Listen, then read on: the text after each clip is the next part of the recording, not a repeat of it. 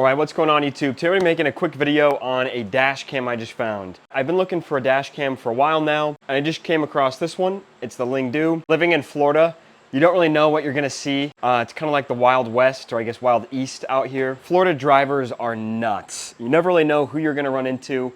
And so having a dash cam really is one of the best investments you can have. If you live in Florida, you know how awful the drivers are. And I'm sure there's horrible drivers in every other state. So if you don't already have a dash cam, highly recommend you pick one up. Crazy enough, well, I guess maybe not crazy enough. About a week after I set up my dash cam, I already witnessed a little wreck right by me. I'm gonna start with an unboxing, I'm gonna get it set up, and then I'm gonna show you guys a few clips from it and kind of give you my overall review and impressions. So let's get right into the video. So here's the box that it comes in. Enjoy your smart driving. This is the LD06, IMX415, 5 gigahertz Wi-Fi, GPS 5K. So let's open it up and take a look.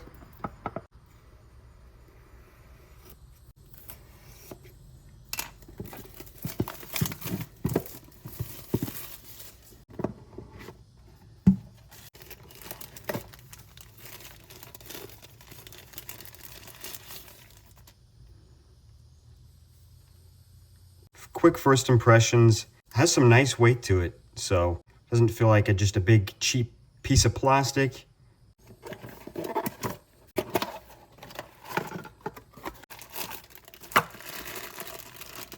All right, so it looks like we've got our USB to USB-C cable.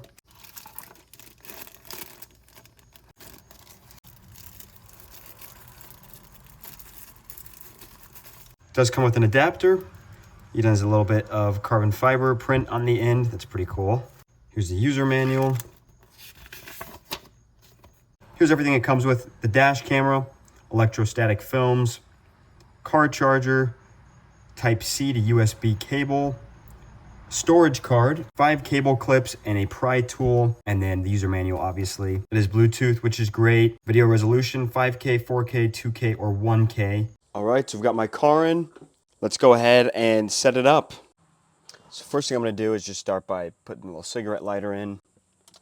Looks like this is the cord that's going to go into that cigarette lighter that also connects up to the dash cam itself. Very nice. This cord is super long, so I'll tie it all up, but that is nice. It's always better to have extra length. It says for installation, first part is turn off the engine. Install the front camera behind the rear view mirror. Make sure you clean the windshield, so I already wiped that windshield down. Peel the protective film from the double-sided tape and attach to the front camera. I'll be peeling this off. So now you just simply connect the USB port and it is plugged in. So we're gonna turn the car on. Okay, so now we have a red light on. Okay, made a little... Okay, so lets you know the recording started. So here's a look of where I set it up. I just did a little bit to the left of my rear view mirror. What's nice is you can tilt this a little bit, so I have mine set perfectly where I want it, but you can angle that. Looks nice and sleek. So from the outside, love how it's all black, so it just kind of blends in with the windshield. And then to actually connect to it, you just use their app. So I will pull that up real quick.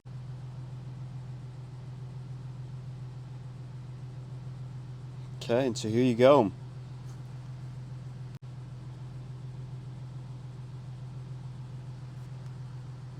I know it might be a little bit hard to pick up the resolution when I'm recording on a phone. I'm just recording the screen. So I will download some actual clips from the dash cam itself. First impressions is the quality looks good. So you can take pictures from it. Okay, so let's stop the recording. Then if you go to dash cam albums, and then here you can see all of your previous clips. So hopefully you can go through. Okay, you can either download them or delete them.